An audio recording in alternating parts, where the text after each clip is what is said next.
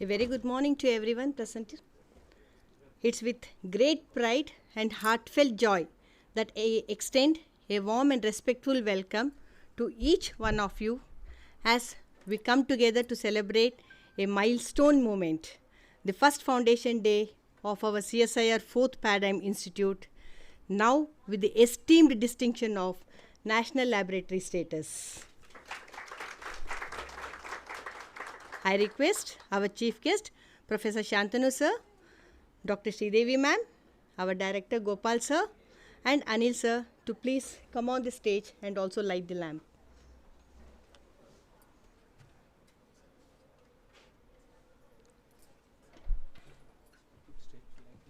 Sir, we'll light the lamp.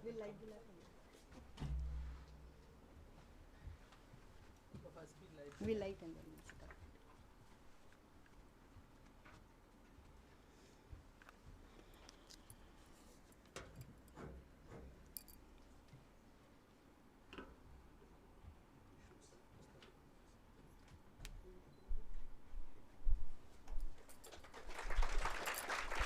I request Pashelkar sir.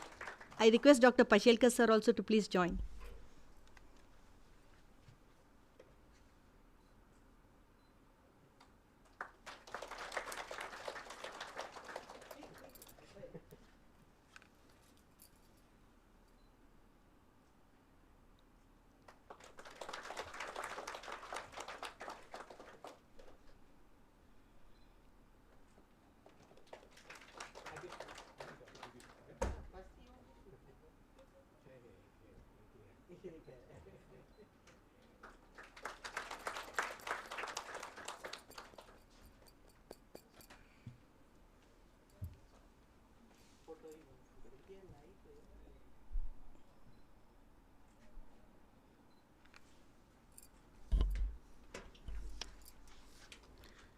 Thank you for bringing more light to the program. Now I request Miss Priyanka for the invocation, please.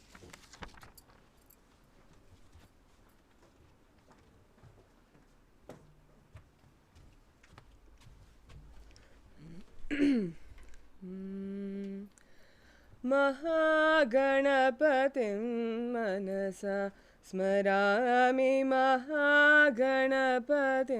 मनसा स्मरामि महागणपतिं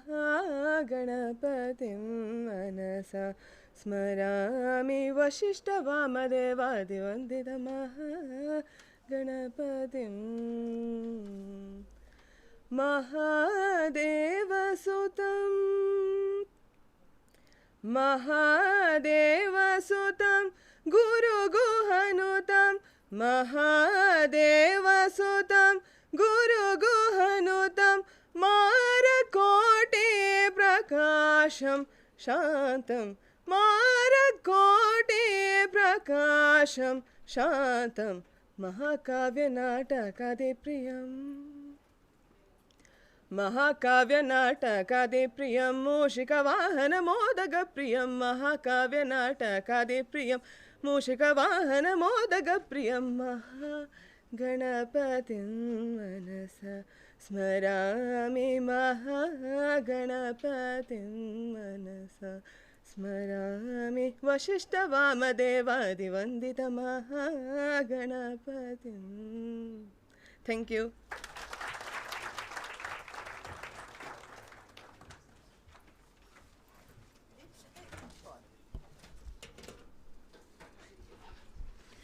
Thank you, Priya, for invoking the blessing of Lord Ganesha.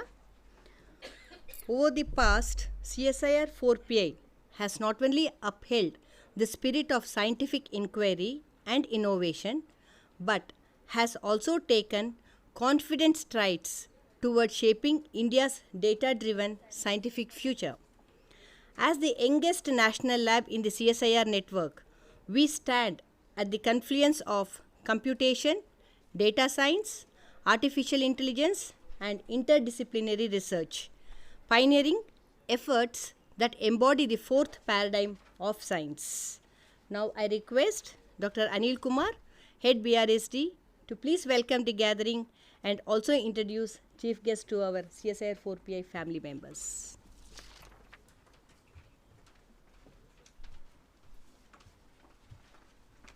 Thank you.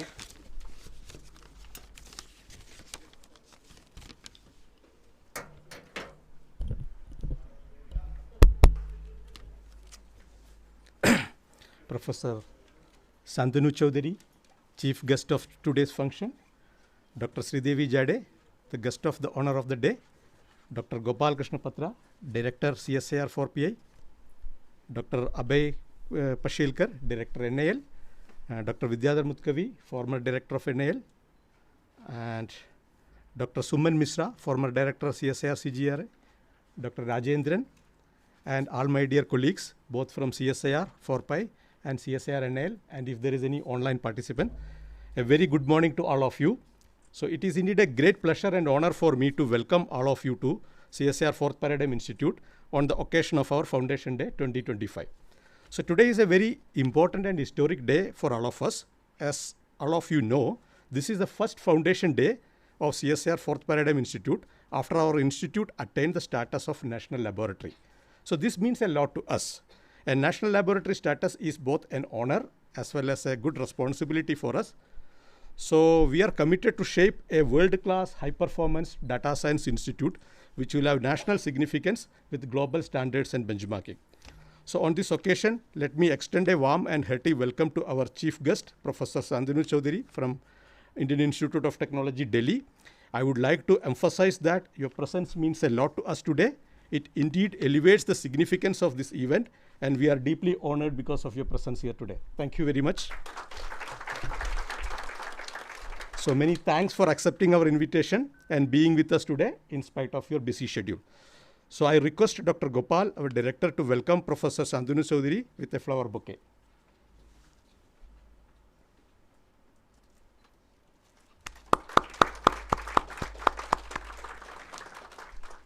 Thank you. So next I would like to welcome Dr. Sridevi Jade, the former head of Institute of CSIR Fourth Paradigm Institute and the guest of honor for the day. We are really delighted to have you with us today. This is a very important moment for us. And your vision and leadership laid the foundation on which we are standing tall today. So, and we truly believe that you are the perfect and best guest of honor for our today's function. So I request our director, Dr. Gopal, again to welcome Dr. Sridevi Jade with a flower bouquet.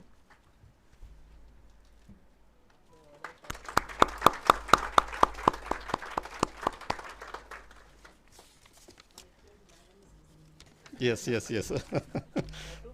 That. Next, with great pleasure, I would like to welcome Dr. Gopal Krishna Patra, our director, who has taken over charge recently and who would lead the institute in the right direction as a world-class data science institute. So, thank you. Let me also extend a warm welcome to Dr. Abhay Pashilkar, Director NAL, Dr. Vidyadhar Mutkavi, Dr. Suman Misra, the former Director of CSIR-CGRA, my colleagues from both CSIR-4PI and NAL, and also Dr. Rajendran, all of you.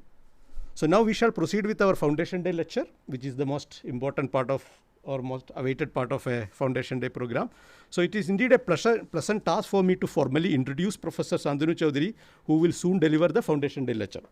So Professor Santanu Chaudhary is not new to the CSIR community. As all of you know, he was the former director of CSIR Siri Pilani.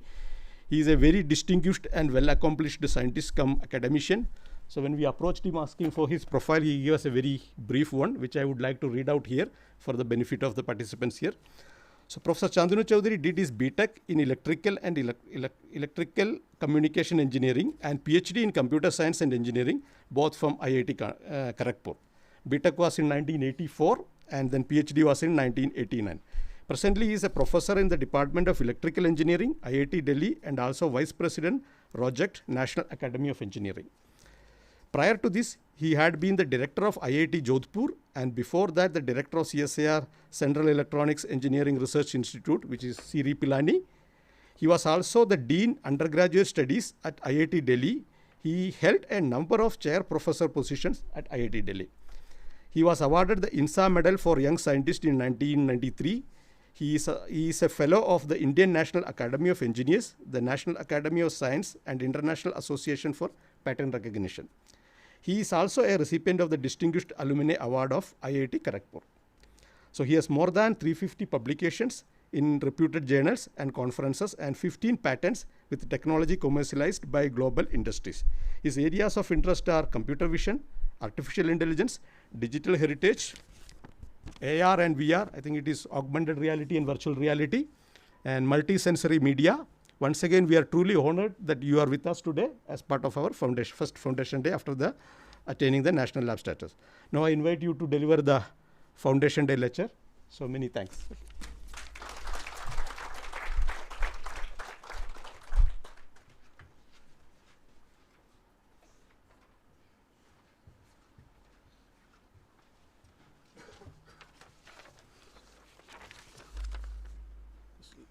Front and backwards.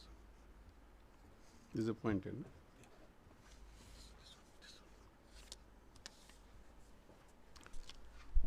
Good morning. Let me first congratulate 4PI on its first birthday.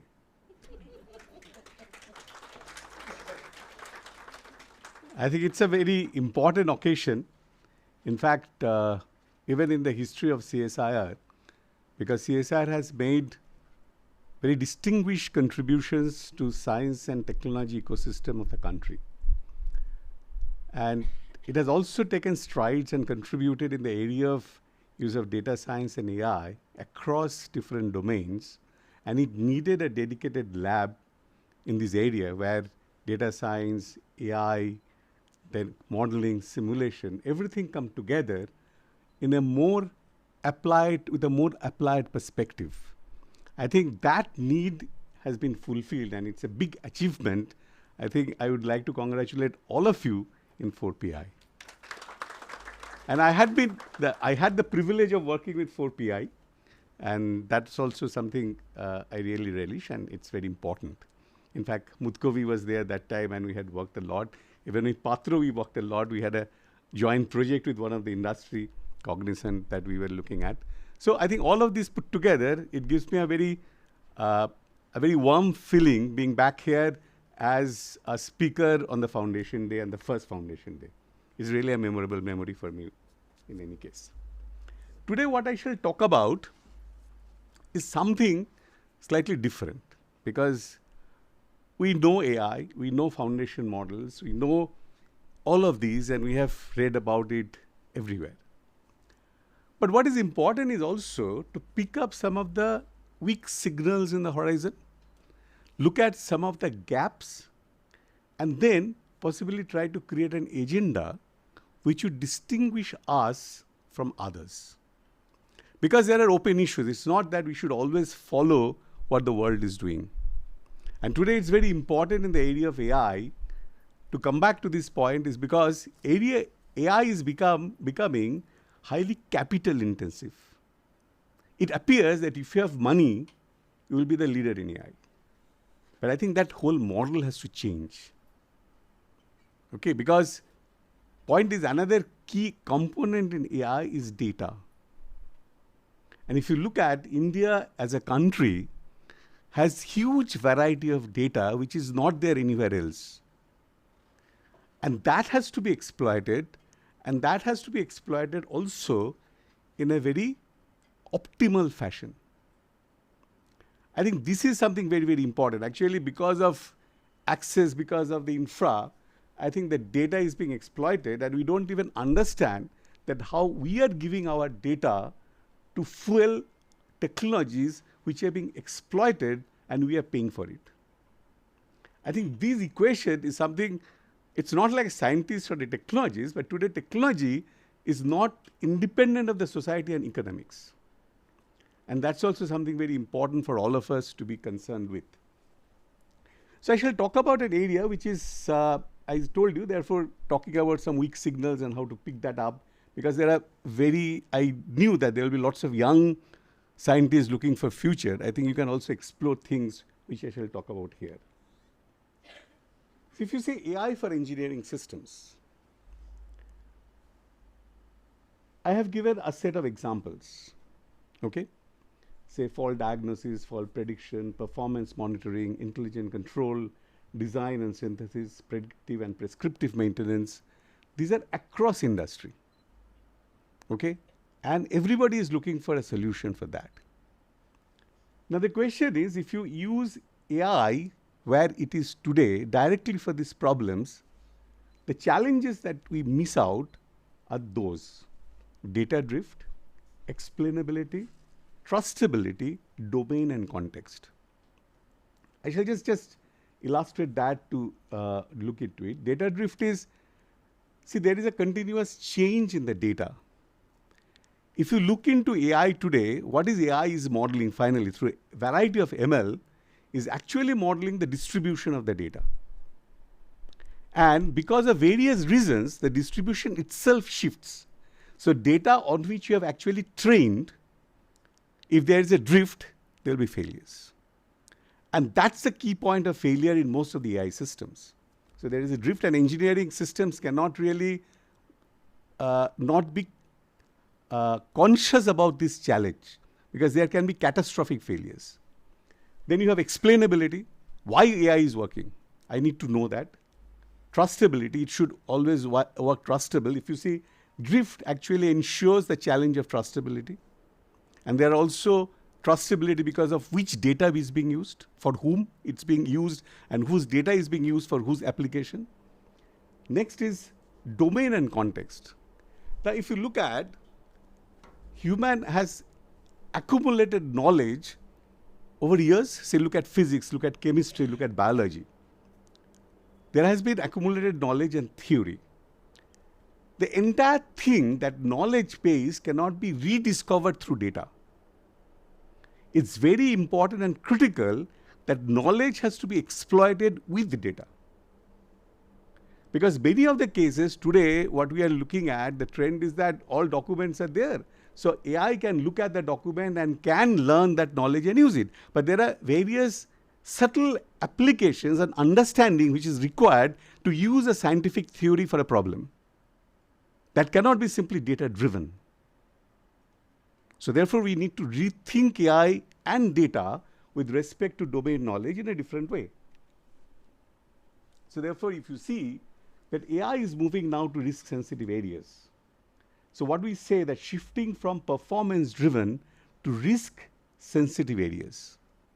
This is where the AI is moving for future, and this exactly where we should look at. And what I put human at the center.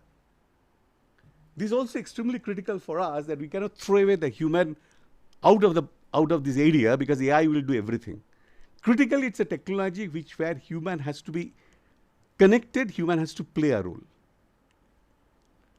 So what it comes is that if you look into all of these, ML consistency, ML explainability, ML security, ML reproducibility. These are points and questions which, as I have told, is important to be addressed. Now look at this problem of explainability. It is absolutely critical that I need to have human in the loop, because for a certain case, if AI fails and misbehaves, and I cannot explain why it has misbehaved, or I cannot explain why it has taken the decision, the challenge is nobody will accept it. If you look at even US protocol that they have established of using AI, they have the human in the loop. Even a military will not accept the usage of AI without this overall human supervision. So human has to be in the loop, and it cannot be like a black box. You cannot ask ChatGPT, and what it gives you, you can use it blindly. Now this is a very big challenge in terms of today's AI. And this is true also in the finance industry. So how to build this capability? Now the stability I've already talked about, that I have this training distribution, and with which we have learned the model. Test distribution is something completely different, and it will fail. And independent and identically distributed assumption is a statistical concept that states that a sequence of random variables are independent of each other and have the same probability distribution, which did not be true across time. So this is a very famous example. ImageNet, all of you have heard. It actually established it was a jump in AI to be able to recognize huge number of objects in that sense. Now, if you see, the dog swimming, it cannot recognize. It's a failure point. Right? So what it shows? It clearly shows that I only know the distribution because the dog swimming was not part of the distribution learned through the image data set which has been used. So I do not know, AI doesn't know why something is dog. Okay? That's the challenge of purely data-driven approach. And that's actually the failure points of today's data-driven AI. So if you see that what we say, correlations is the basics of machine learning today. If you go back and see, when I give input and we give an output, finally what are you learning? We are learning correlations. We are not learning causality. We do not know why something is there. So this brings us to a, see, this is an example that from US, people who drowned after falling out of a fishing boat correlates with marriage rate in Kentucky. This is how absurd the correlations can be. But that doesn't say that machine learning is useless. It's not so, but this is the questions. But correlations are unstable. Okay, correlations are also unstable. If you see, I can pick up and how that other components, other windows are responding to correlation is a challenge. Okay, so AI is not a fantastic story. Okay, this is something is very, very important for all of us to understand and accept. So what is missing is, if you look at it, is the fundamental human capability to reason. Your ChatGPT builds an argument on the basis of associations and not with a causal logic built in. And therefore, ChatGPT's failure points, you can see it constructs stories. In fact, I can give an example. My personal example is that I saw a film, okay, it appeared that is representing some incident which happened, okay, in the past, right? As a newspaper reported thing. I just put a query to the ChatGPT. ChatGPT created an incident which was never in the history. Okay, because I wanted to know this plot respond to what incident which has happened in the history in the past. So it went around and created a similarity match and created one. But it is not facts. The point is that this is a very simple case where your constructions, because of associations, I have showed failure of recognition. But you know the case in US where a lawyer cited to the Supreme Court an instance of a case constructed through ChatGPT when this case never existed. Okay, and that I think there is a case against that lawyer now. So why all of this is the missing reasoning? What I wanted to say is that pure researchers in AI should be conscious about these kind of problems and should not, so you should have a conscious way to look at it. So this is the reasoning. Today, if you look into it, I shall not get into all of these. These are different kinds of reasoning. The deductive reasoning is basically the logic-based reasoning. Abductive reasoning is how you explain an observation. And inductive reasoning is you deriving knowledge. In cases, if you see classical ML, if you look at the basic framework, it comes from what? Deductive rules that you try to learn the rules. Then you actually that process comes through induction. If you look at it at a very approximate level. But nowhere abduction is there. You don't use abduction in a process of AI. So what is abduction? The term abductive reasoning refers to specific way engaging in what is called data to theory. Because our AI is data to theory. From AI, I'm trying to build the theory. So now, if I'm using AI data to build the theory, I should be able to have the ability to reason why I get the theory. So data are observations like observations, statistics, experimental results that we get every day in our lab. And theory is typically more ambitious type of claim that often generalizes, expand, and goes beyond the data. This is the key point. And this specifies what causes some of the event. The question is, are we searching for the cause, or are we searching from the label on the basis of association? So therefore, abductive reasoning is which is actually talks about trying to get an explanation of what you see. And every day in a science, we do that.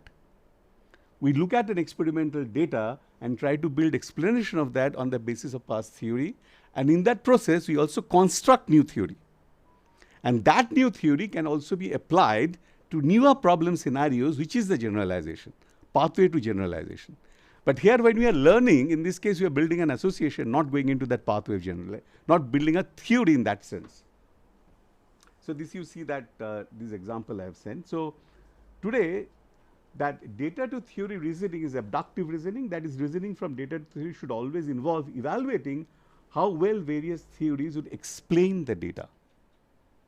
Our ML, what it produces, there is no guarantee that those labels really explain the data or data generation process. Fine? So therefore, this is the key point I wanted to stress upon. I shall give you this example. Is that this is a very well-known example. A surprising or puzzling fact C is observed, but if hypothesis A were true, C would be a matter of course if it would make sense. Therefore, there is a reason to suspect that A is true.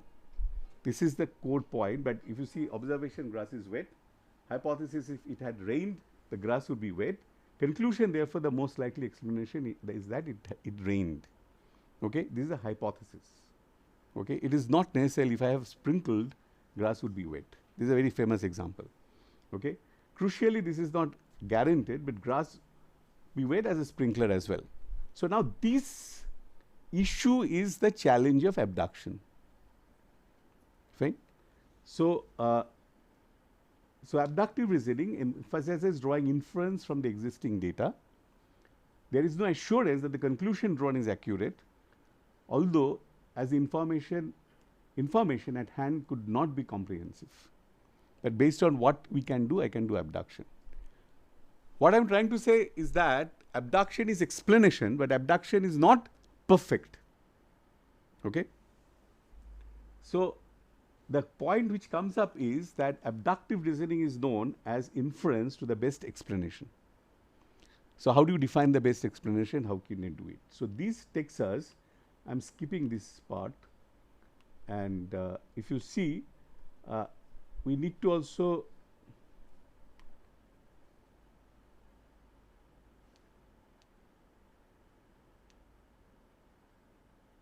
look at this example. Okay, this example is it's a pretty famous example from a textbook. That Jenny cleaned her house and went to work, leaving the window just a crack open. Fine, and when she comes back, she finds that her house was a mess. Now, why it was a mess? Fine. Now, if you see, there are various possibilities. These are all hypotheses. That Jenny left an insecure opening to her house. Somewhat likely if the window was just a crack open, a large bird is unlikely to get in, but likely to follow. So, see, these are the three hypotheses. Okay, that is, a thief broke into the house. It was a breezy day and large bird flew into the house.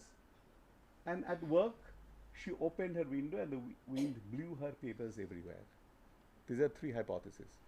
Now, we need to know which one is the hypothesis correct. And I need to reason for that. That's exactly what is abductive reasoning. Right? That given observations O1 and O2, the alpha and L1 task is to select the most plausible exploratory hypothesis.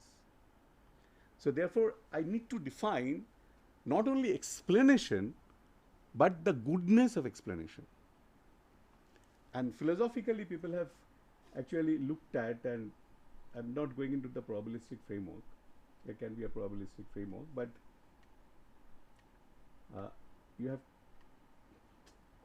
I think there is a problem. In which direction? Okay, I'm moving it in the wrong way.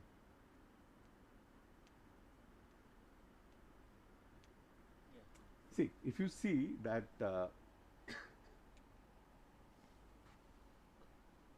the virtue of explanations, okay? Now, any explanation is not the perfect explanation. Just like we talked about in an ML, we are optimizing a function, but explanations can have a multi-objective framework. One is scope, parsimony, that is, what is the minimal set which explains the, which can provide the explanation, unification, unify otherwise, and plausibility and analogy. All of these actually are elements of human reasoning and what we talked about in reasoning over the years. And these explanations, so therefore, if I have to get this worked out, I need to get an explanation which satisfies the optimality of explanation. That means it satisfies those criteria. Now let's examine ML from this point of view. This is called abductive learning. I won't get into the theory of it. I shall just show this framework.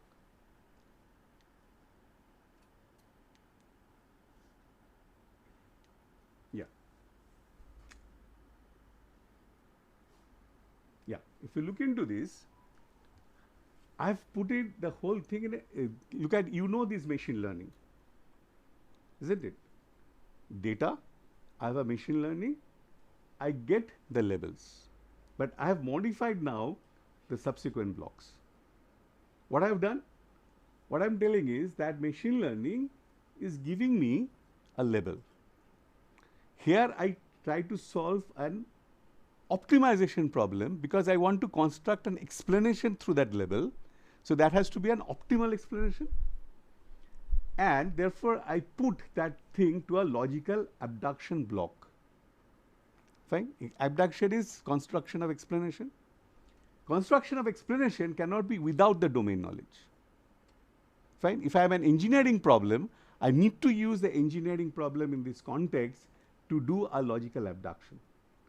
Based on the logical abduction, so I generate the labels which I feed back. So if you see ML, what happens is, given an input data, I hypothesize an ML a label.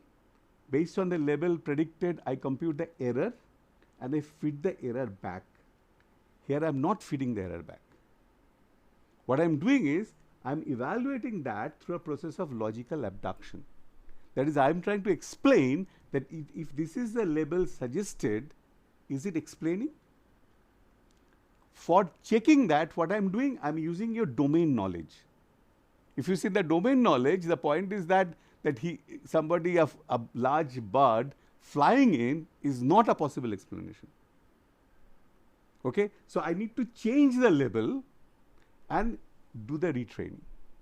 So today what happens if you look at in your ML is you are giving the label, giving the input data, computing the error, and you are putting it into a complete optimization problem which tries to minimize the error. Fine? But I am doing one step beyond that. This is called abductive machine learning, which are things, if you say NeuroIPS, etc., 1 or 2 papers have started coming now. And this is, therefore, instead of label X, I shall possibly suggest a label X dash, because that becomes more valid on the basis by domain knowledge. Fine? So I shall learn accordingly. So I shall not get into the theory of it. I shall just look at this example before, let's go to the.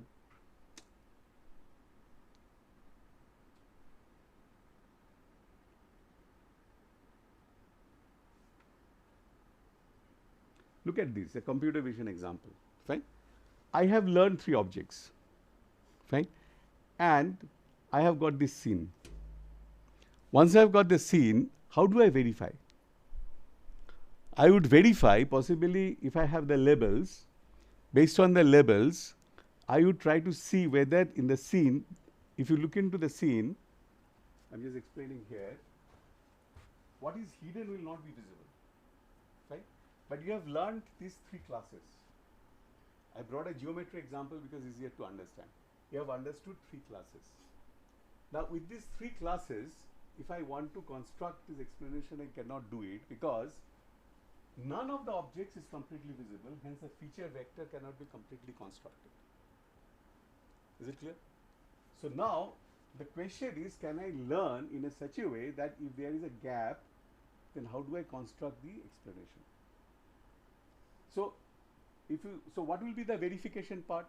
I can actually pick up a model and try to put up in a scene, because this is the domain knowledge base. I would give the feedback.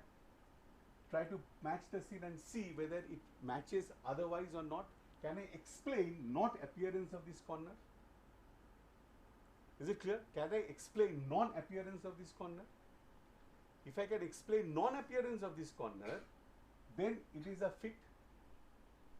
Therefore, if I want to learn through level, I can construct this kind of example where the abductive block which is providing me the feedback. If you look into this, a disease example,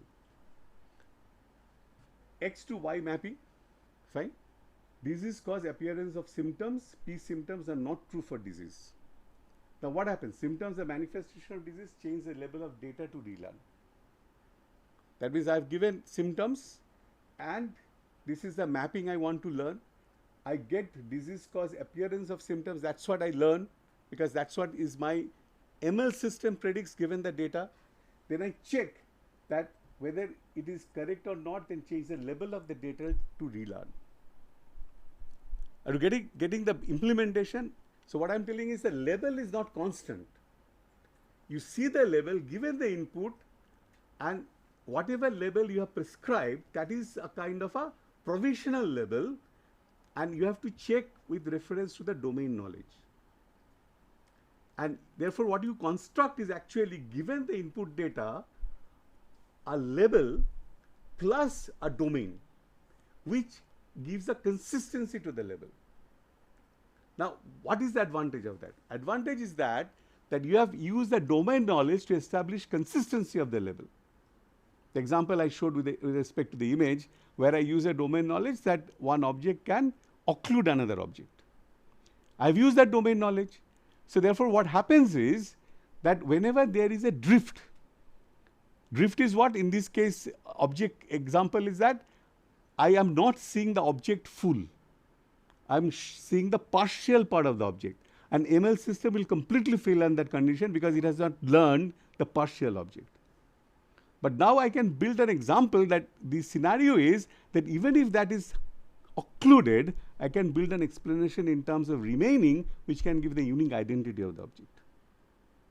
Is this clear? Based on that, I can create a hypothesis and I can learn to generate that hypothesis. So that's what is your abductive learning. Now, what is the challenge of this abductive learning? So if you see the entire, if you see that, I shall just, I think this is,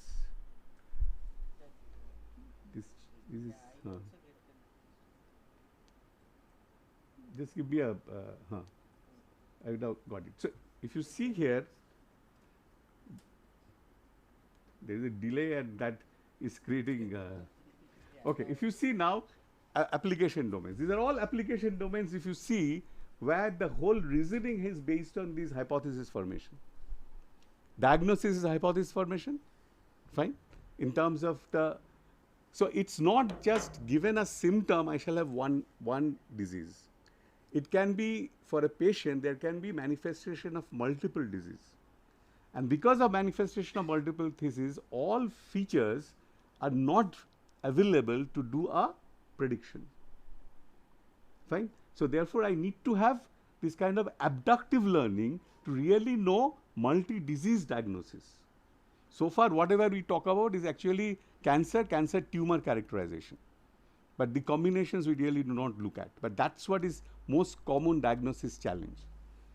Similarly, see science hypothesis formation. You see the experimental results based on that. It's not just one phenomena, but you actually create a hypothesis for it. But it's important to understand also that hypothesis also requires verification. So I have talked about hypothesis. I said that how I bring in hypothesis, and by that I can have explainable ML. I've given a model of explainable ML, fine. But explainable ML is not also guaranteed to be correct because it's a hypothesis, it is to be evaluated. So this takes us to what is called this causal reasoning, okay. So direct cause to effect, we have already done the causality. But what we have not done, we have done the verification of the causality, okay. And today AI is looking into cause to effect, that is a prediction, and effect to cause, because that enables you to validation. And this is what is today's causal reasoning. So causal inquiry moves beyond abduction. An abductive guess might be probably I didn't water it if a plant is drying on my desk, but it is not still verified. So far the ML model that I have stated that ML model is enabling you to build hypothesis. Hypothesis is that I probably did not water a plant, but it's not guaranteed that's the reason. Now how do you do that? Now this brings us to causal AI, and I shall just finish off with the causal AI, not get into this, because why you are making, if a guess is a wrong. Guess is a wrong because of a confounding factors. Because there are other factors which can give rise to same effect which you are not considering. In fact, in a scientific research, we actually eliminate the confounding factors through additional experiments. Okay? So therefore, these are confounding factors. So we have ignored certain conditions, and there are also spurious correlations, and sample selection bias can also be spurious correlations, which can be the fault of, which can be the causation error. Causation error is T given Y, and if you go back to the logic, given Y, I cannot infer T. Why? There can be other reasons for Y, and this is exactly confounding factors, and the spurious bias in the data will really cause errors when you given Y come to T. So abduction, although I can construct the best explanation, but it is not a guaranteed explanation. Fine? Is it clear? So next thing is that, so how to do that? I won't get into details of it, but imagine, I shall just show an example.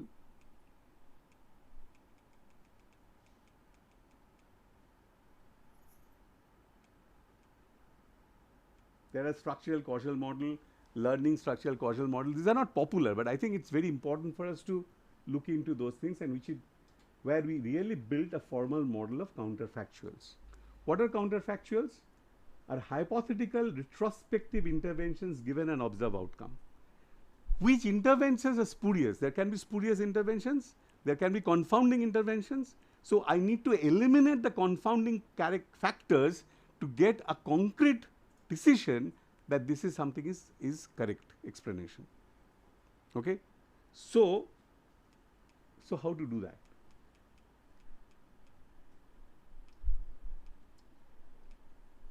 I'm skipping, I'm just coming to a picture, and I shall finish off with this. So this is, if you see today, all of us have known about this generative AI. Okay?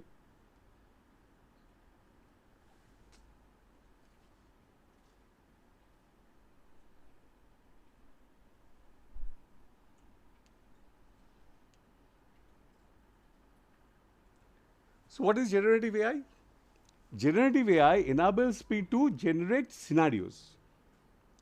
Now, you imagine that what I said, that there are these confounding factors have to be taken care of. Now, what I can do using generative AI, I can see that if I apply by confounding factor-based generation, okay, vis-a-vis causal factor-based generation, can I compare the two things? Okay. If you look into here, that smiling, narrow eyes, slightly open, these are features. This, if you see, these are features, are real. And this is a true face. And what happens if she smiles? If I learn to recognize this face, actually we may fail to recognize when she's smiling. Okay. Now, if I have a causal model, and with reference to the causal model, I can actually create generative AI to generate the scenarios of the real reason and confounding reasons. Is it clear? I can generate confounding reasons, because if I say that the grass is wet because of rain or because of sprinkling of the water. Now, what will my causal AI would do? That given the conditions, I shall try to create a scenario Okay, because I can synthesize a scenario. Just your what your ChatGPT is doing. ChatGPT is constructing sentences. Based on that associations, I can construct a scenario where there was a rain or there was a sprinkler sprinkling the water. And based on that, I can actually do the verification. And this I can do through a causal processes. What I'm doing, I'm generating counterfactual images. Seeing these cases, I'm generating counterfactual images, and using counterfactual images, I'm trying to verify, is my explanation verifiable or not? Because explanation has to be actually tested. You cannot get that situation to test it under physical conditions. But you can do a simulation for that condition using generative AI today. Okay, so therefore I can get a much more robust reasoning platform using AI. So to summarize, what I said is that, let me just sorry. So I'm just finishing it off. Out of slideshow mode. Huh? Went out of slideshow mode. Yeah. So I'm just coming out of it. Okay. I'm just finishing it off. See, the key point here is, if you see what I talked about, is that I can change my ML on the basis of consistency check. So I try to learn the ML which is causally valid. Okay, causally valid in the sense, from an abductive point of view, I try to generate a best hypothesis, not the optimization in terms of minimizing classification error.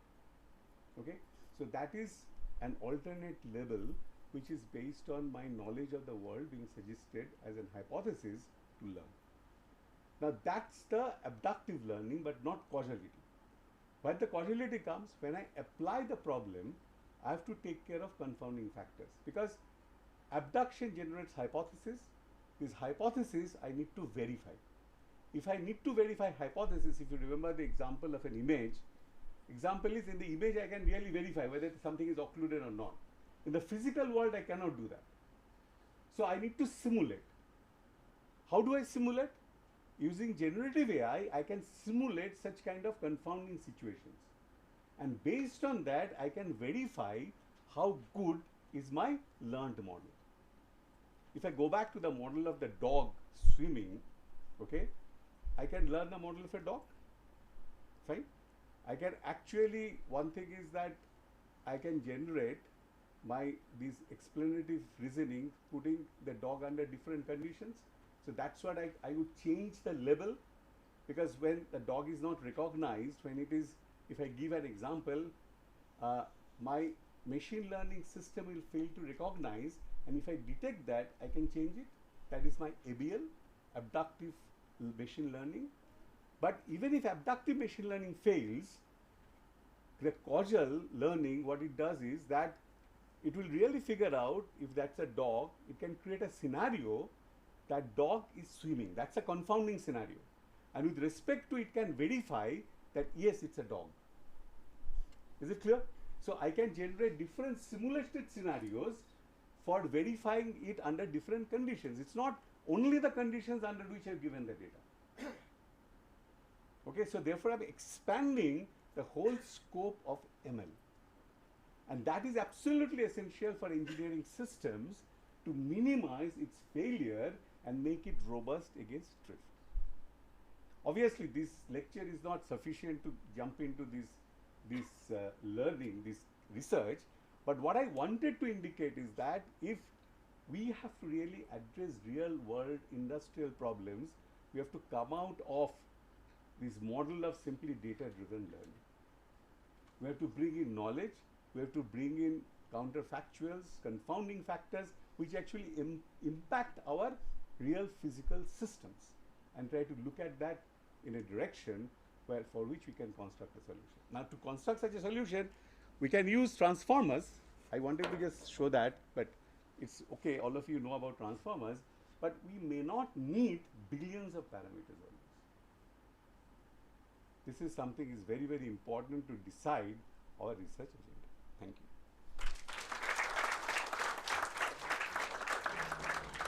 If you have time, later on I can answer some questions.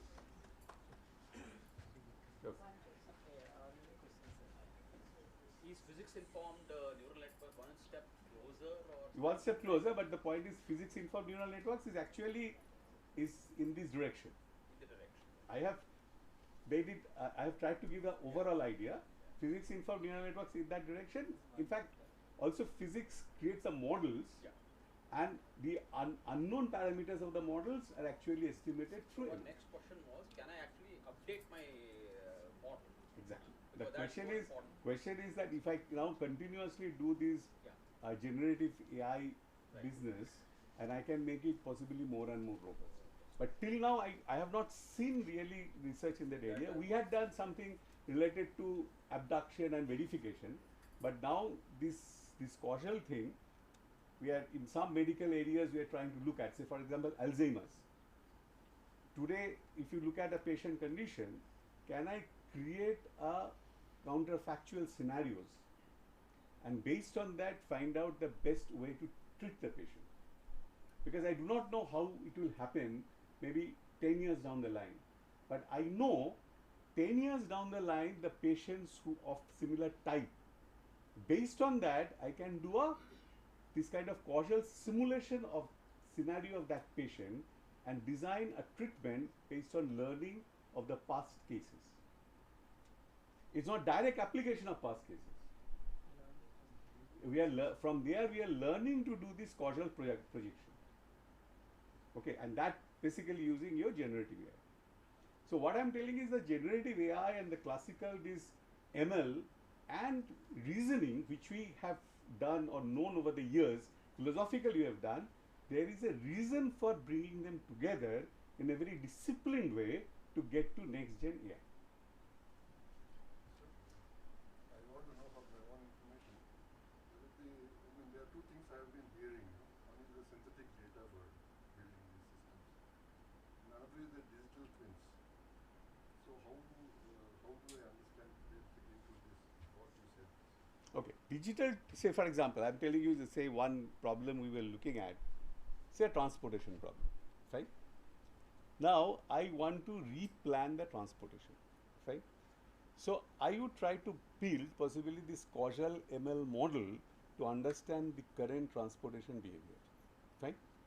If I know that, what will happen is I can actually create a digital twin which it can simulate various scenarios based on that. Is it the same thing you are mentioning about the various scenarios? It's not exactly that, but you can use in a digital twin context. I have given example, which is a published work. Is the methodology same or? It can, similar methodologies can be used. And if you look into today, that if with a digital twin, your advantage is that I can create a digital twin, and then you can give a feedback, okay? If you look at it, today's your chat GPT, etc., they use this RLHF, okay? That feedback mechanism, reinforcement learning feedback. Now, to that digital twin, you can see that I can simulate a policy. That policy doesn't overcome a bottleneck, fine? That can happen because you have learned on the basis of what you have seen, and you are generating new scenarios based on that, so therefore it will generate a bottleneck. Now you can use a reinforcement learning to say that how to avoid the bottleneck. So you update it further.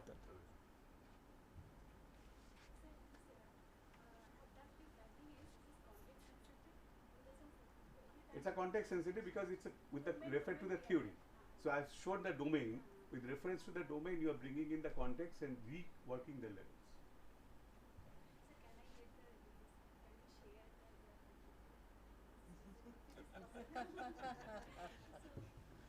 Yeah, I can send across some part of this. That's not a problem.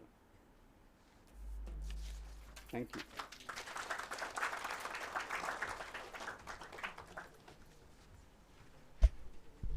Thank you so much, sir, for your enlightening lecture on use of AI in optimal fashion and other things.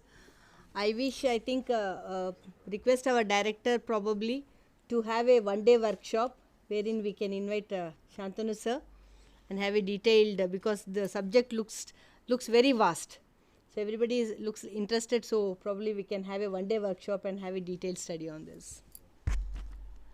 Now I request our Sri Devi ma'am to please address the gathering.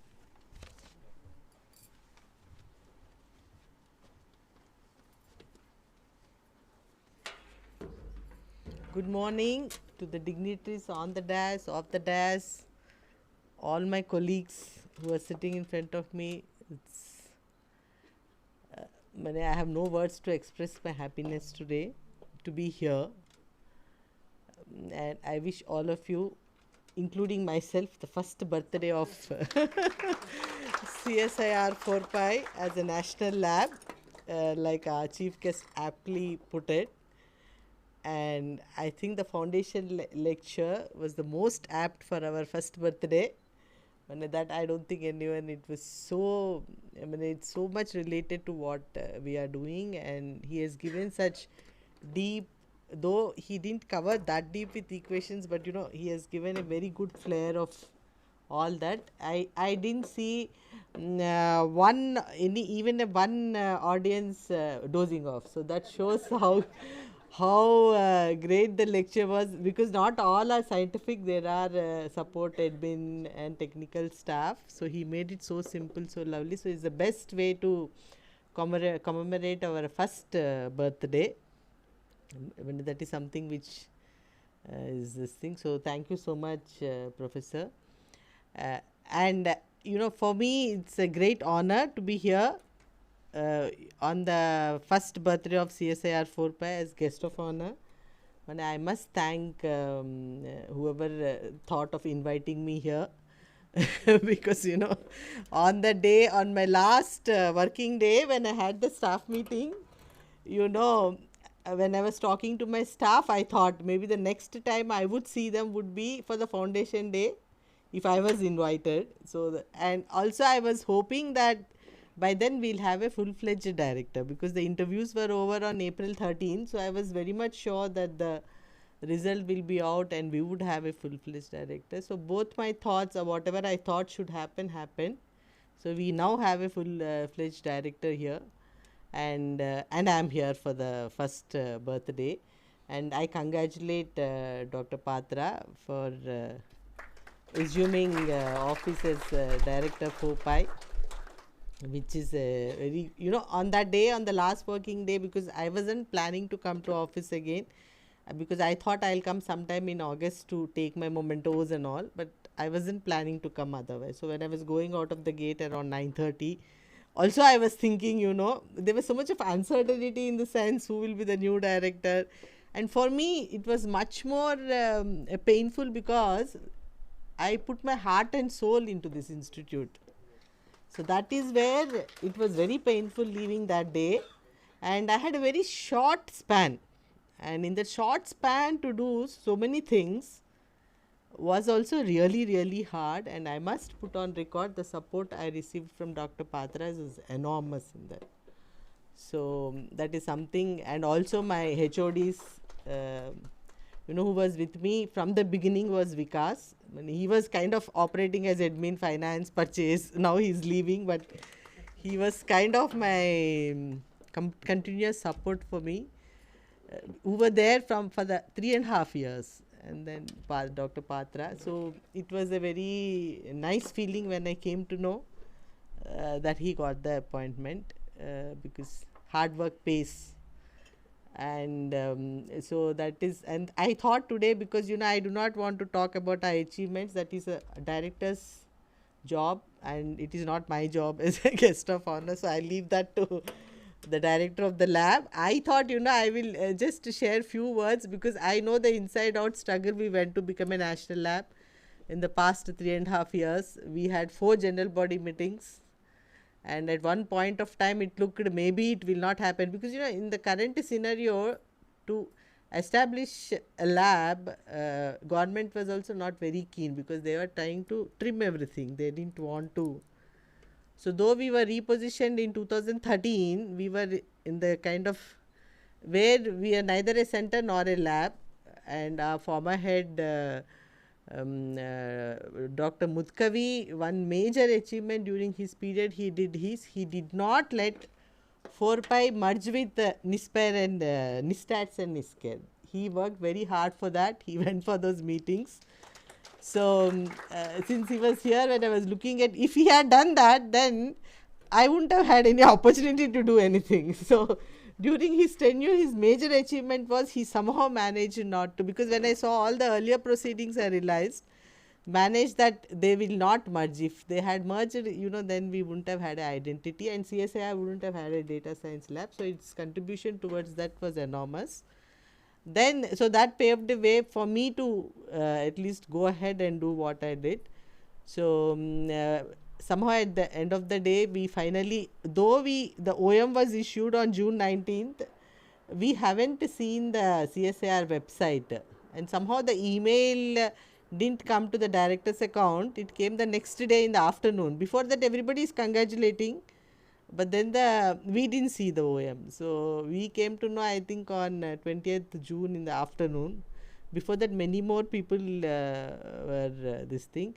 See, it is very important that CSIR has a data science lab, because CSIR works in so many diverse fields, and everywhere application of data science is there, like in some form or other. So as an organized mammoth organization spread across the country, over 37 labs and so many centers and outreach thing, a data science lab is the pillar for CSIR. So that way we are glad that we are positioned 1 year back. Actually, you can say this is the dedicated data science lab in the country. Government one, you have a private one, Vadhwani Foundation, but otherwise the government one, we are the one and only data science lab for the country as of now. People have center of excellences and all, but as a national lab.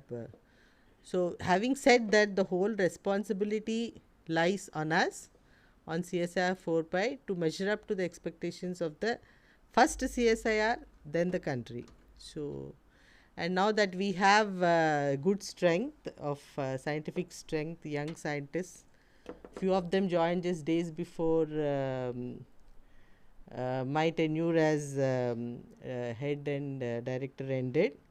So the responsibility lies on all the younger generation to take the lab forward and work for what we were established. So here I would like to share my few these things. One is, as we grow, see, when we started, when I took charge, I made divisions because there should be some structure in the lab, but then I did not make heads of the divisions, because I thought, the moment you give a hierarchy and a position and a power, so we are anyway small lab, so we thought, let's just have heads of the divisions and let scientists be have divisions, let scientists be put in the divisions and they function. So, but then as you grow, you need to bring a structure, you need to have heads, you have to give responsibility. So when you get a position and a power, it's not about power, the position is about responsibility of bringing the lab, thinking of the organization. Position is not power to gain your individual whatever you want to gain. So that is what one should all, for any organization for that matter, any position is a responsibility more than power. So as long as you're responsible and you think about the organization, then you can, whatever power you have, you can judicially use to build up that organization. So with that in mind, one should work. Even the scientists in whichever, see, they may have projects, they have project assistants. So they should be responsible because they have a project and the project assistants are reporting to them. So it's like that. So it is a kind of, nobody works, I always said, brought in a culture where I said, nobody works under someone. Even your student doesn't work under your guidance, you work with your guidance. See, that once that is there in our mind, that you are working together with each other, you are not working under each other, then the organization will flourish, and for what we are established, we would be able to make, because there's so much of effort that has gone into establishing as a national lab. So we would be able to do justification for that. Like, at one point of time, the current director knows that we had made a 1000 plus page document for making it. So 1998, say, we have made a huge document to be submitted for a high level committee. Abhay Pashelkar was the member of the committee. So, and we spent sleepless nights, me and Patra, on that, preparing the document completely from 1988. And, the committee was quite, they read each and every point, and they were quite critical. But somehow at the end of the meeting, we could manage, because most of the members agreed that we should become a national lab. And Director NAL also supported very strongly. So, and then that is how we became. So, why I am saying all this with all this background, because the new scientists wouldn't know all that. So, the lot of hard work has gone into it, and we should maintain and put in the equal amount of hard work to bring the institute forward. So, now we are very well poised with good human resources, good projects. We also now are getting our own campus, even that is done. So, we are very nicely poised to just work. Now we just have to work, that's it, and make the organization and work with each other, not work under each other. And always keep in your mind, a position is a responsibility, not power. So if you have an organization first. So I'm very glad, I would want to put on record, because I'm very glad that Dr. G.K. Patra became director, because the few years I worked with him, last 2 years very closely, for him it's always organization first. He always only thinks about organization. He would never ever think of anything else. Individual, this thing is not at all in his mind. So I'm glad that, you people have, we are fortunate, 4PI has him as director, and I'm 100% sure, and he has a full tenure of 6 years, so I'm 100% sure he'll take the institute to greater heights, and you all should support him unconditionally to achieve this. Every one of you, whether it is in scientific, technical support, whatever he does, I think that's my message to you. Unconditionally support Dr. Patra to achieve.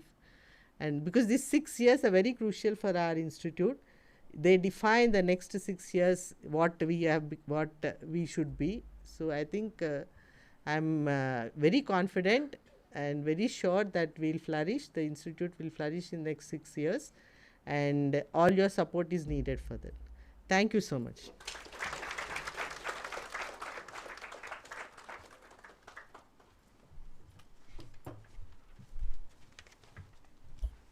Thank you so much, ma'am, for addressing and also giving an inspirational request also to all the staff members, that, and I'm sure all of us will always be with our director and give our best support to him. Now we'll play a small video about the events of our CSIR-4PI. CSIR 4th Paradigm Institute cordially welcomes you for its first Foundation Day as National Laboratory.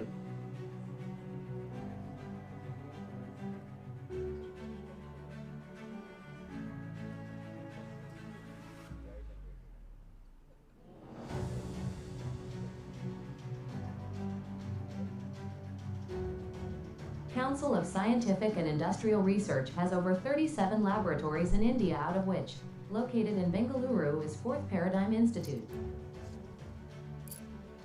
CSIR 4th Paradigm Institute is a young and vibrant organization committed to promoting mathematical modeling and data-driven research culture across CSIR.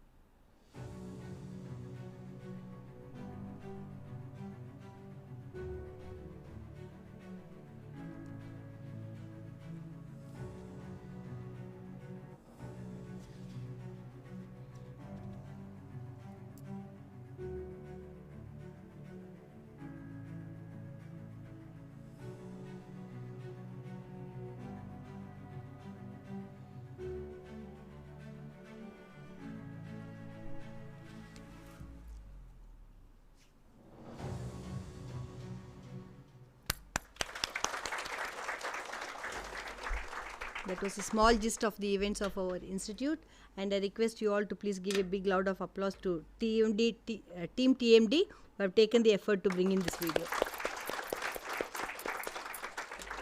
Now I request our director, Dr. Patra sir, to please give the presidential remarks.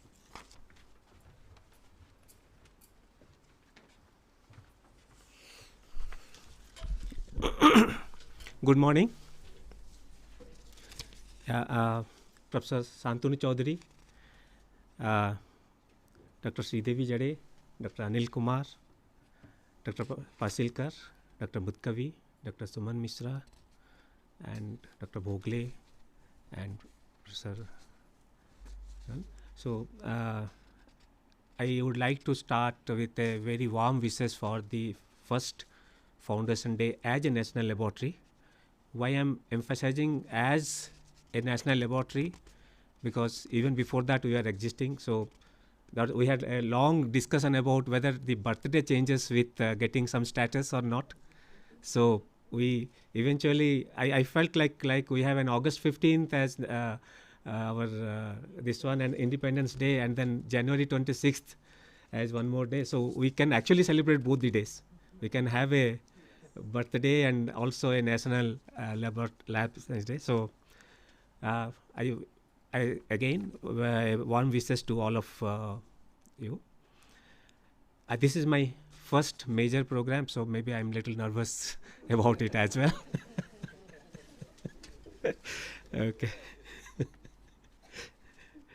Yeah, but in fact, when we had a discussion about Foundation Day, Dr. Pasilkar and we were discussing who should be our chief guest for the this one. Then when I talked about Professor Chaudhary, he immediately said, yes, I think it's a good choice. And then he initiated this sending invitation to Professor Chaudhary. And for me, Professor Chaudhary has been a mentor for quite long. When he was the director of CD Pilani, he actually, the whole credit of AI mission program in CSIR goes to him. He has to convince CSIR that we should have a AI mission program at CSIR level. That's something which I think the whole credit goes to him. And with that, we also started interacting with him. And then I realized that this structured way of looking AI, because maybe AI was still, people were in pockets, the people were using in different labs and all. But then when he brought this structured way as mission projects, that is where it was known, okay, these are the benefits of AI using in various aspects and all. So I really happy, sir, that you have agreed to come and then gave this talk today. And then about the talk, I don't have any word to say, because whole our claim project, I think we have got lots of leads from him. In fact, I was always talking about not using AI as a black box. And that's something which we need to look at. And as far as a scientific institution is concerned, like forget about the industries and all they use, because they have some purpose. Okay, they want to predict something, they want to do something, they have these teams who work on it. But when it comes to science, and that to CSIR having all this institute with huge domain knowledge, I think taking advantage of the domain knowledge to improve AI is a unique way to go, which I think only CSIR can do. And in that context, I think the talk that Professor Chaudhary gave today is very apt. And I always, like people said that no, now all this science knowledge that we gained over thousands and thousands years, now we will replace with AI. I think that's a very wrong concept to look into that. We should use AI to understand the gap that we couldn't achieve through scientific investigation. And that is where I think getting into the explainability, the causal understanding of really comes to play. So thank you for a wonderful talk that you have given today. And of course, I don't have to do, I think I should also say that the first industry project that 4PI did was because of your intervention. In fact, like I had some interaction with Cognizant, and then when I spoke to him that Cognizant has some interest in working with CSIR, I think in next 15 days, he actually from CD Pilani signed an MOU with Cognizant straight. While we were still struggling how to do the writing, signing the MOU and other things. And then we got the project through the MOU that was signed through CD Pilani, where of course we had a major component in that which we were doing here. And the other contribution of him is the Ducky Town project. The whole concept of Ducky Town setup and all also came out of a discussion with him. Unfortunately, right now it's not in an operational mode. I hope Mithun will revive it with his robotics knowledge and other things. I think very soon we should have that again back to work. Then for Sridevi, I think there is no word, and then I don't think anybody needs anything to mention.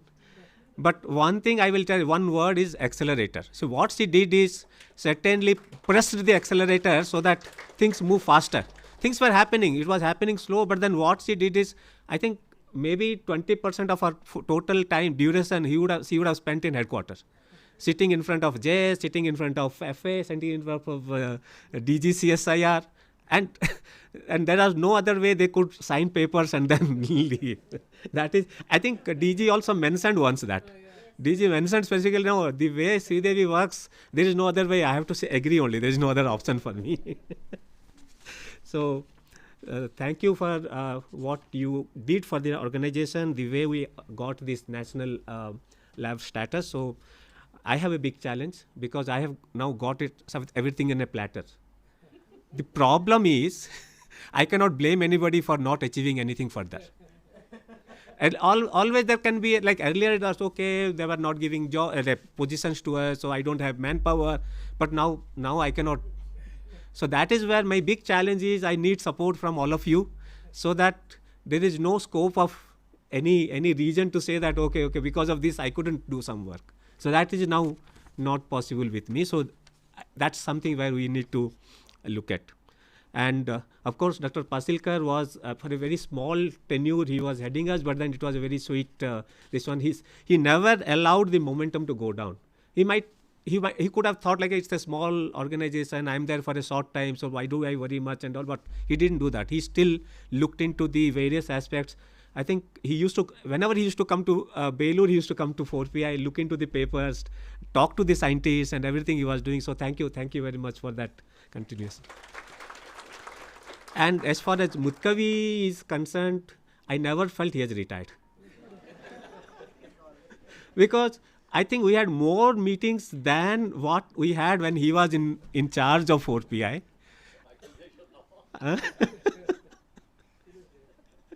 And yes, so still he's helping us in various aspects of 4PI activities and other things.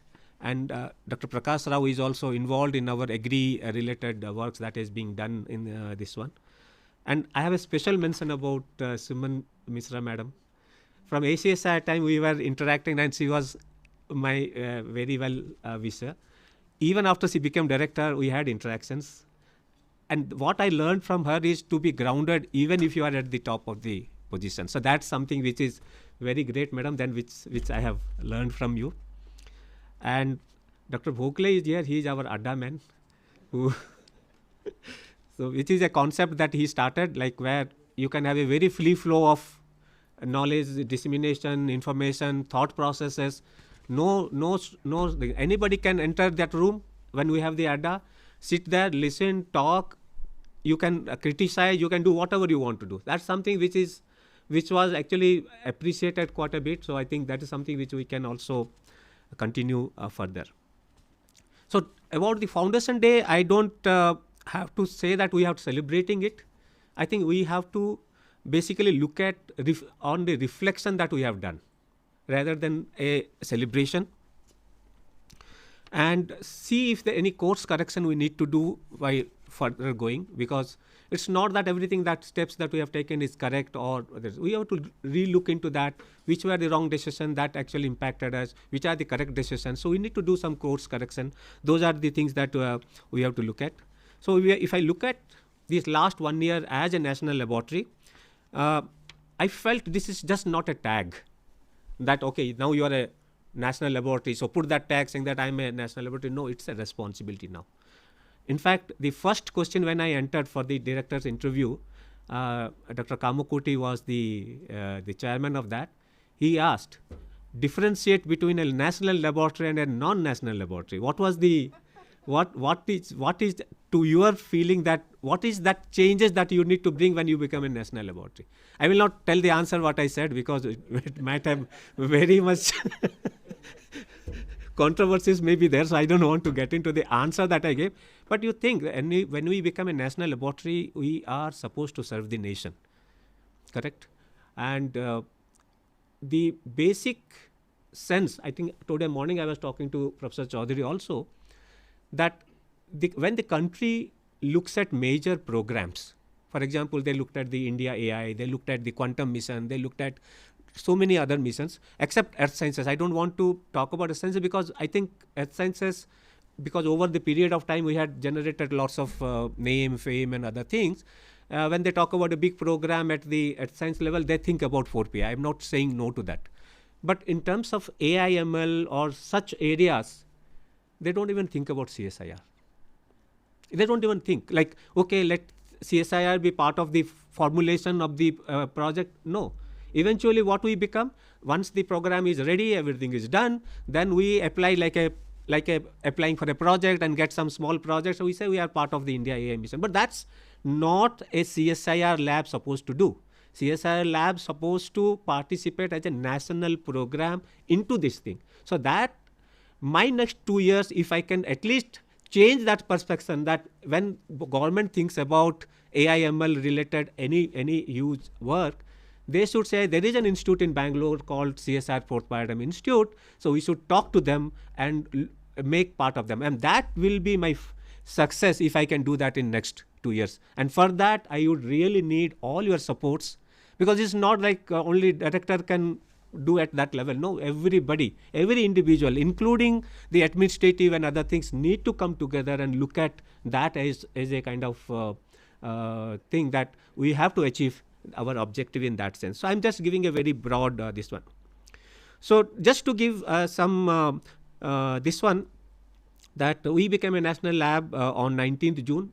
We had one foundation day on 15th of July where actually Dr. Suman Misra also was present. So it's a great thing that she has participated in the 0th birthday and then first birthday also. So that's a great thing. In fact, it was a sheer coincidence that we interacted on it was, I think, Sunday morning, and then she was in Bangalore, so we had interactions. So it's a great thing for us. And the biggest achievement, as far as I am concerned, in last 1 year we have done, is the recruitment and appointment of scientists. It is like that pyasa ko pani mil gaya. We were really struggling. We didn't know what to do. We didn't have manpower. People say, you are a data science institute, so now can you solve our problem? Then I see what happened is me and Mithun went to the traffic commissioner of police looking at some data from traffic Bangalore. And that guy was so enthusiastic. He said, any data you want, I will give you. Just sign an MOU, I will give you. I think he said that I wish I would have seen this. I have met you people 2 years back. Then I was in the back of my mind, I was thinking 2 years back, only one person working on data science, what I could have done. Now at least I know that we have a big strength where we can actually support programs and help the society in some way or other, because we have a strength that can do. In fact, I didn't tell anybody. Professor Sunita had given a talk some 15-20 days back. While going, she just told me that you have got a very good bunch of scientists. Please utilize them, do something great. I didn't tell any of you that, correct? Because when the interaction, we had a one-to-one interaction in that room, she felt that even IITs don't get such manpower. It has become quite rare. So that expectation, it's an expectation. So there's actually pressure on all of us, correct? So I expect from all these new scientists who have joined, and then when I say new scientists, the 1-year-old scientists are not old. They are still new only. So I wish all of you together have some responsibilities to take this institute forward. You people are fresh, so that's an advantage with us. We can. In fact, I think in the first RC meeting when Professor Agarwal is our chairman of the RC meeting, KK Agarwal is the chairman of the RC meeting, he made a very nice comment. Maybe that you might have missed the bus that in the beginning, but now maybe you are in a better position right now to take over, because things have changed a lot, and then maybe we have a good manpower. We should be able to do that. Now, in terms of knowledge generation, I'm just some points which have been given to me by Anil Ernest, and then I modified them to little bit for this one. Yeah, I just wanted to inform that we are not releasing the annual report. That something which might be, you might feel, where is the annual report this time? It is not getting released. But one thing that we realized is, as a national laboratory, the annual report needs to have lot more information than what we used to put. The finance part, everything needs to be put into the annual report, because the first meeting after becoming director, when I attended the directors meet, DG CSIR said, okay, I have information from all your annual report. I was thinking, from our annual report, what information we can get? No financial informations were there in our annual report. So then we thought, like, rather than inaugurating a half-cooked job, we will inaugurate it in some other occasion, our full-fledged annual report. But then Anil Ernest made some points which I can actually talk about. In terms of knowledge generation, we have very good high-impact publications in last 1 year, almost about 15 and most of them are in interdisciplinary one. That's something which is very good. And I can highlight one is the book. I don't know whether it's a book or a book chapter on GPS deformation and earthquake in Himalayas. Is it a book or a book chapter? Book chapter. I have seen her every day evening staying late just to correct that chapter. So you can imagine how much pressure she had throughout the day for administration and other things. But then she will still go back to her room, sit there, and when I go there, Patra, don't disturb me. I'm working on this book chapter. Okay. So even after that, she had this book chapter, which actually is something which work she has, or her group has done for last almost 30 years at CSIR-4PI. So that I thought I should highlight that. And we had almost 20 major projects which were running throughout the year, and out of them 10 are grant in aid. So that's a good number. 50% of our projects are grant in aid. That's a very great number. And among the major projects, we had 2 mission mode projects. One is on AI, the second phase. In fact, the Professor Chaudhary was in the DEG for that second phase of the thing, while the first one is a brainchild of Professor Chaudhary. And the other project is from the Agri project, which is currently led by Rakesh. Rakesh is there or not there? Where is Rakesh? Okay. Yeah. So that's, and I was going through, because now I have to defend the project. So I had made Rakesh to sit with me for almost half a day to explain me what is going on in that project. See, the difference between an AI mission project and then the Agri project is, Agri project has a focused goal. Like, you have one goal, multiple teams are working together towards that. While the AI mission project, you have actually AI as the common theme, while we are solving multiple problems into that. Different labs, they are working together. There are multiple labs working together, but then working on different problems of their interest, different domains and other things. And the good news is that we have now in the third phase of the AI mission project, and the previous 2 mission mode projects were led by C.D. Pilani, while the third mission mode project is led by 4th Paradigm Institute. And then this project is now already sanctioned. We have received the money. Now it is our responsibility to ensure that we are able to achieve whatever is formulated. There is one more project which is in the pipeline, another mission project, that is the natural hazard, which is of course led by NGRI. But actually it was really, the beginning it was proposed by 4th Paradigm Institute, but later DG felt that this is a topic which NGRI should pursue, so it has been moved there. But all said and done, we have our own components in that, or that is also most likely to come by end of this month or something like that. And we have already one strategic project which is on indigenous development of a network telescope, which is headed by Anil. which is still, I think it is there till December, or maybe it will be extended a little further. But then I am sure we will have a second phase of that also to implement it, which is like to understand the threat intelligence in the cyberspace. So that's something which is a very strategic project. We are providing input to the certain as one of the feed for the threat intelligence, and that's also a great work which is being done by Fourth Paradigm Institute. Of course, we are continuing our research in carbonaceous aerosols, then understanding of extreme events, GAG observations, our GPS, GNSS, ground motion studies, everything are continuing, and most of them will contribute to various different projects. We will also have new gap projects. I think that those things are also in pipeline. Just once the calls are there, we will be able to do that. Now, I would like to emphasize the role of administration in the recruitment and joining of scientists. That was because for recruitment, we have almost 30 scientists who joined in last 1 year.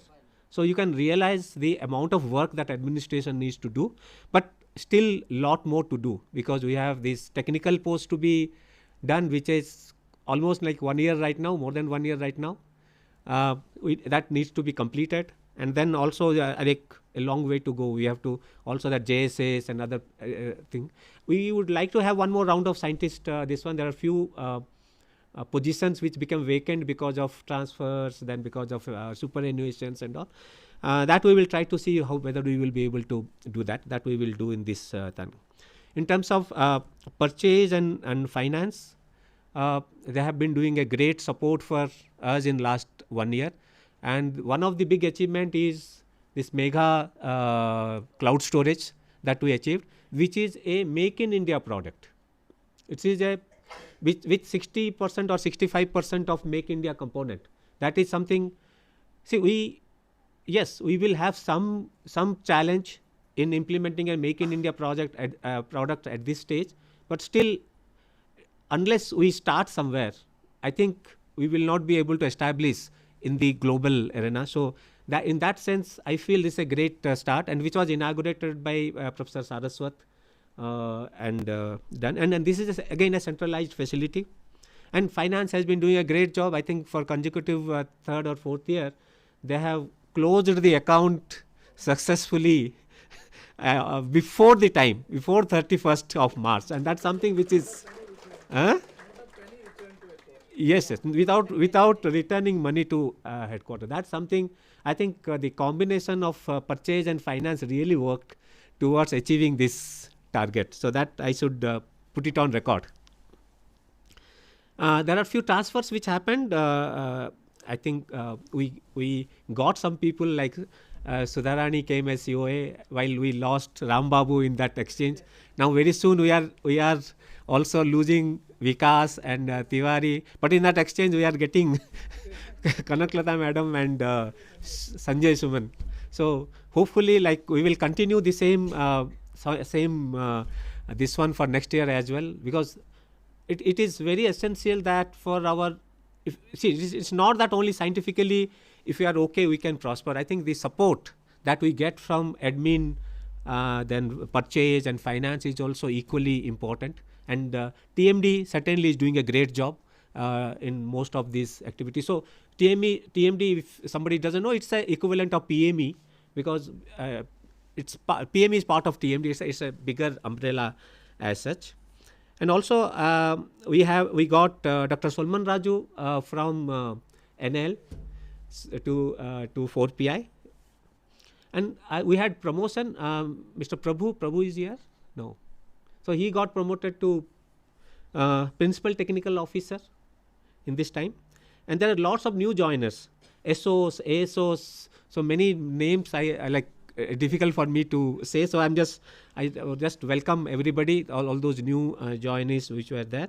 And in terms of superannuation, Mr. Tangavelu, Mangala madam is here, so it's good to see you here, madam. And then Dr. Sridevi, of course, like retired in this period. So we wish all of you a happy and healthy group, post-retirement, this one. And then I want to come to the awards that we got in this period. The first thing is started from the top. So Dr. Sridevi Jade got the Distinguished Alumni Award of IAC. That's a great honor for 4PI because she spent the whole of her working life in 4PI, correct? And that was acknowledged by IAC is itself a great achievement. So and the beauty is he got it along with Dr. Mande. And I was surprised yesterday to see his message to me, congratulating me to become the director of 4PI. That was a very pleasant surprise to me. Yesterday even our Samir Brahmachari also sent a message to me, so it was great to see their messages. And we had Dr. Asa, who got the Raman Research Fellowship and went to work at Goethe University in Germany. And she worked on AI system science and engineering. That is something which I think is very close to what Professor Chaudhary talked about today, that how science or this domain knowledge can improve on AI. So I think, sir, if you can also say that we have already started thinking in that direction, and that's the reason I said it's a great presentation that we really appreciate. And then that's the reason why Asa was asking the presentation from you.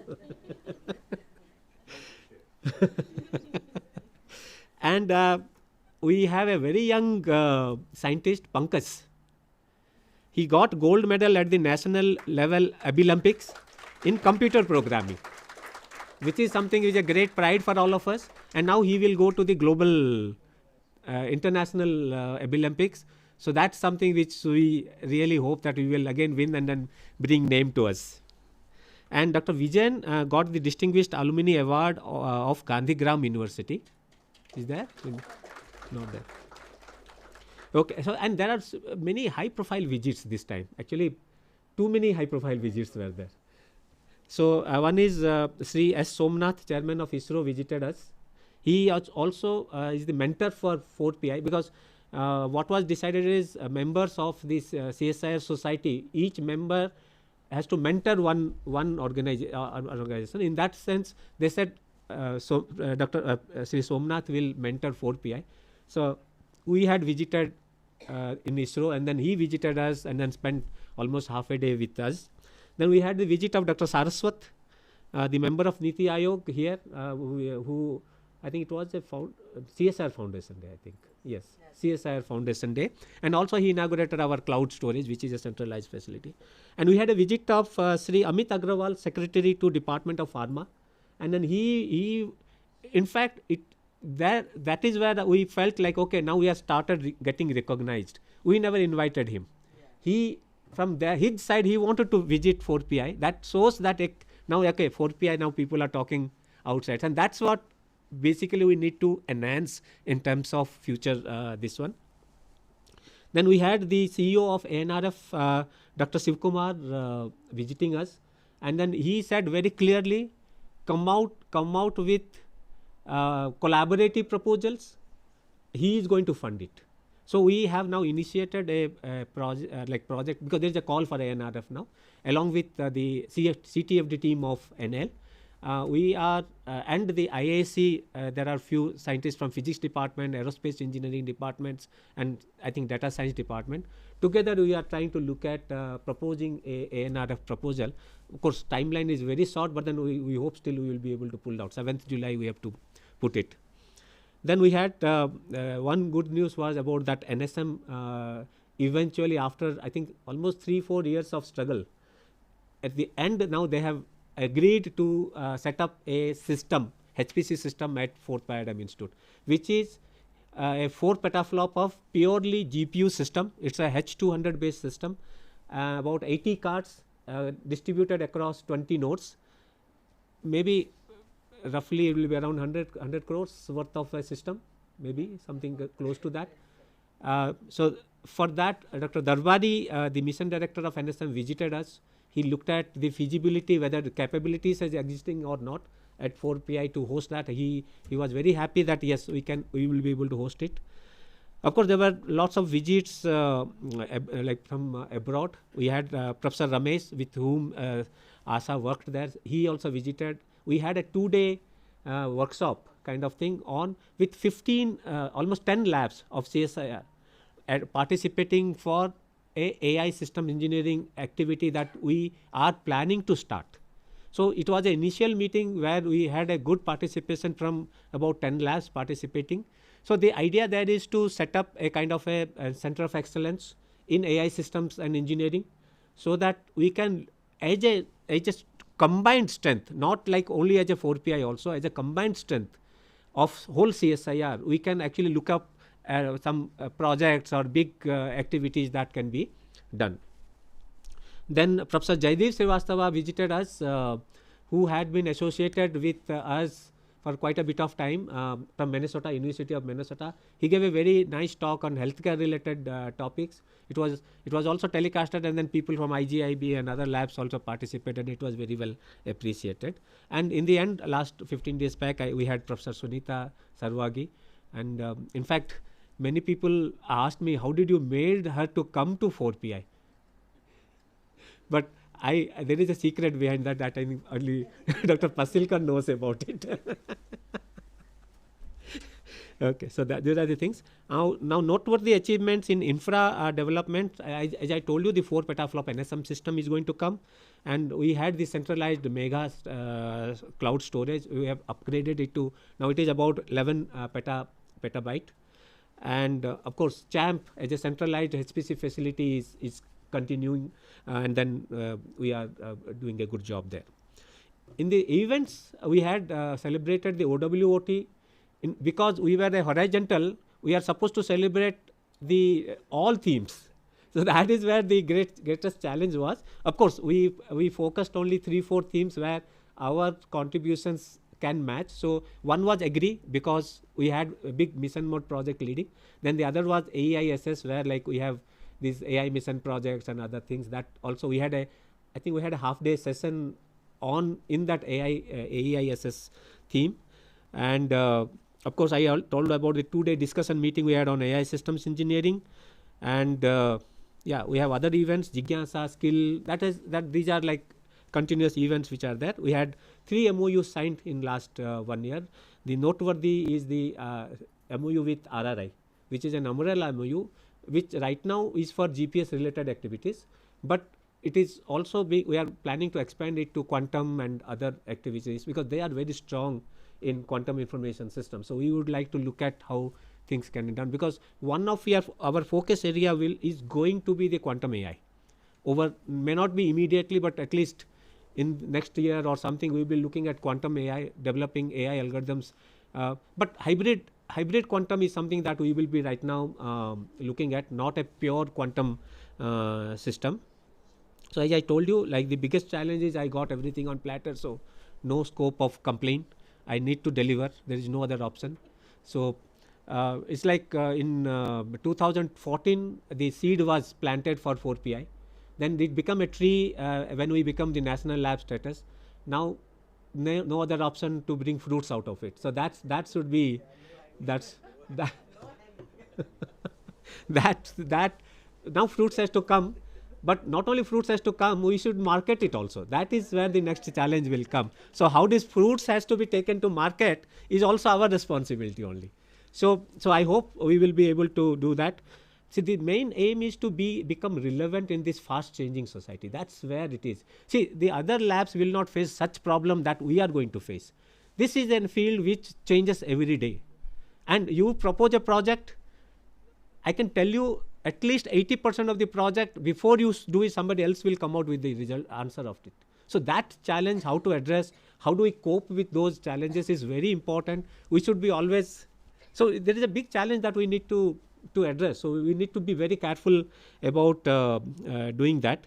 In fact, in the interview for the director's thing, they asked me one question, that the OpenAI, the CEO says that India cannot build a foundational model. So now you are in this side of the table, and from Indian side, and there's all Google CEO, OpenAI CEO, all are sitting the other side. How will you convince that India really can do something, whether not develop a foundational, but do something which they cannot do it? So again, I will not say the answers. Okay, and so the focus will be to be a national knowledge partner of AI, so that when the country or nation thinks about solutions for various problems, they should think about us. So that should be our focus. Of course, our core areas where we will be working is AI algorithm development. That is certainly, there's no other option, we have to do it.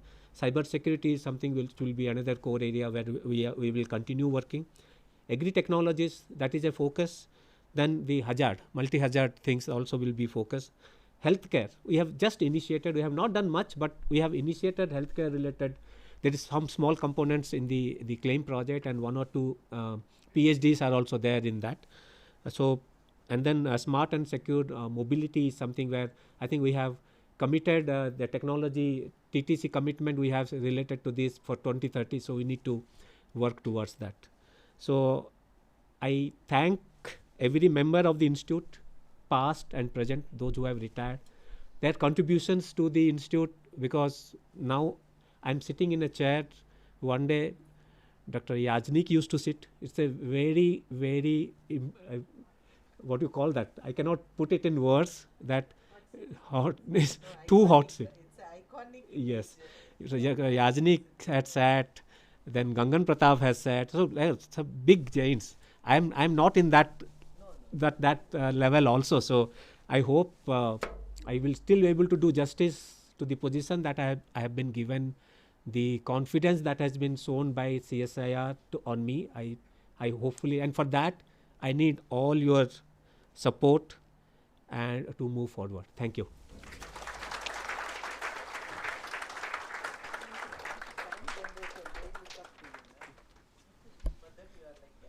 Well, that was really remarkable presidential remarks by our director. And he smartly took an anticipatory bail in the beginning that he'll have nervous tension and all. So, well, it was very precise and very clear, sir. It was a good one. Thank you very much, sir. Now it's time for distribution of outstanding performance award to the staff members. Well, as you are aware, we had distributed the certificates to all the awardees. Now we will give the mementos. I'll be calling upon the names. I request our chief guest, Shantanu sir, along with the director and Sridevi ma'am and Anil sir also to join. First, I would like to call upon Mr. Mithun Babu for his outstanding performance in scientific category. We can stand here. Yeah. Light should be on.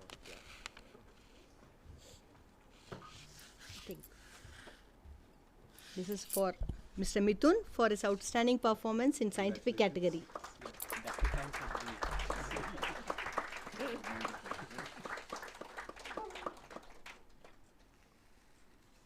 He joined 1 year back exactly. Mr. Kalidas N for the technical category. He has come on transfer from the CSIR lab 1 year back. Lights on. Light off हो गया. Mr. Vinod Sharma for the non-technical category. Vinod is outside. Huh? Yeah, I think there are some people sitting outside. Somebody sits on. Srinath, can you please check for Vinod? Yeah, but then Well, you can the use next other person, one. next is Miss Sandhya for the non-technical category. They have done in the recruitment of technical staff.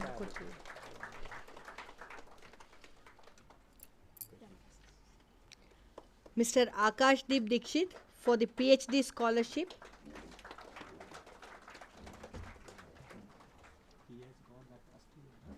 Yeah. He's a got ACSR that. student. So that a joint Australia ACSR To get that PhD. PhD. So he's going to go for that. PhD from 2 places.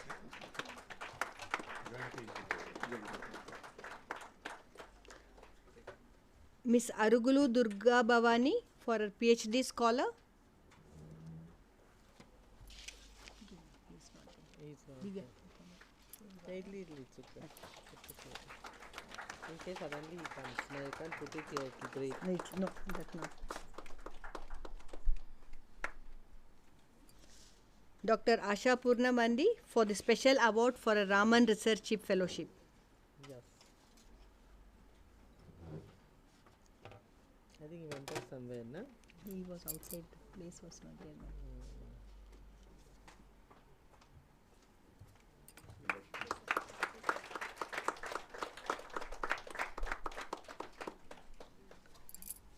Thank you for giving away the awards to the staff members, sir. Now we have come to the end of the program. I request Dr. Sajni Surendran ma'am to deliver vote of thanks.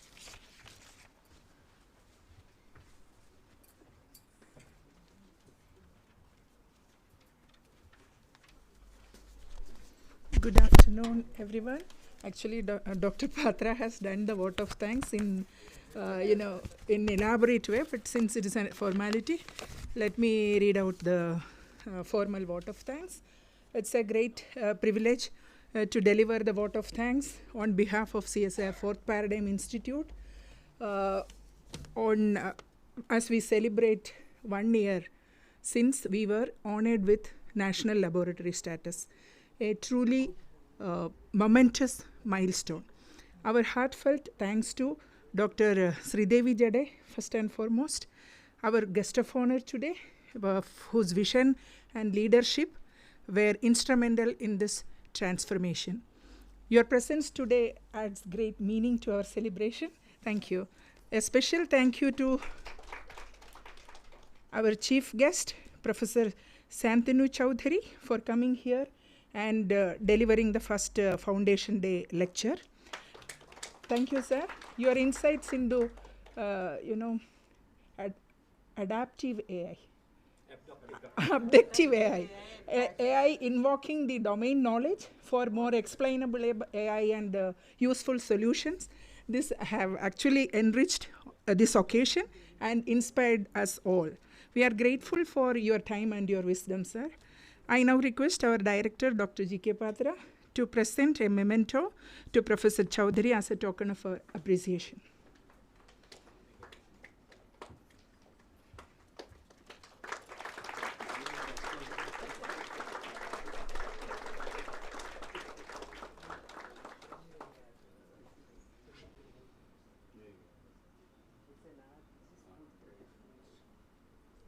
Thank you, Dr. Patra. We are honored to have with us Dr. Abhay Pashilkar, Director of CSIR-NAL. Your unwavering support has been a pillar of strength in our journey and would like to have it in the future as well. And thank you for being here with us today. We also extend our thanks to all our former colleagues and well-wishers who have joined us for this special occasion. And now a special note of appreciation to the teams from the administration, purchase, finance, accounts, HLS, and the director's office. Your efforts behind the scene made this event possible. And finally, but most importantly, to every scientist of CSIR-4PI, your commitment and teamwork define who we are and would continue to shape our future. Today stands as a testament to what we can achieve together. So thank you all once again. Jai Hind.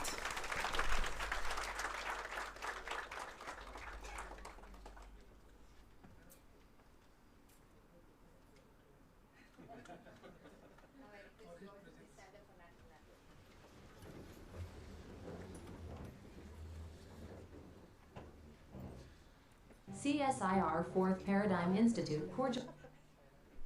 He's playing the wrong.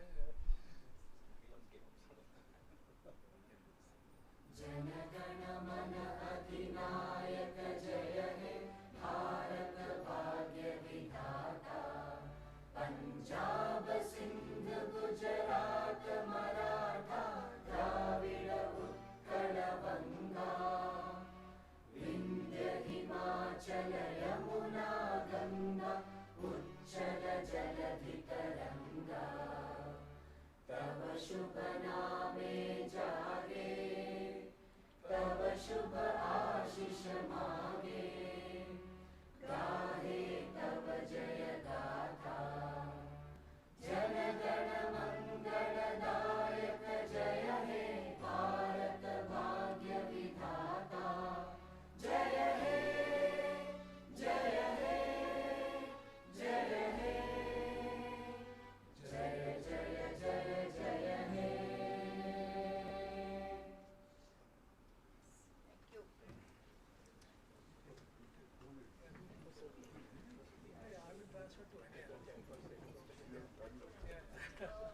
awardees are requested to please collect a box So very nice. I could not meet you. I was traveling. All awardees.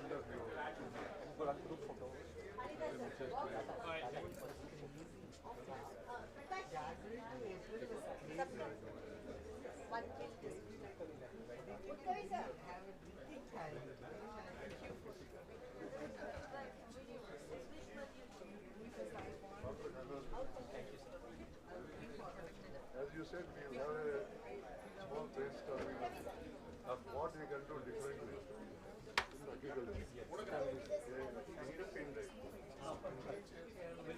agriculture.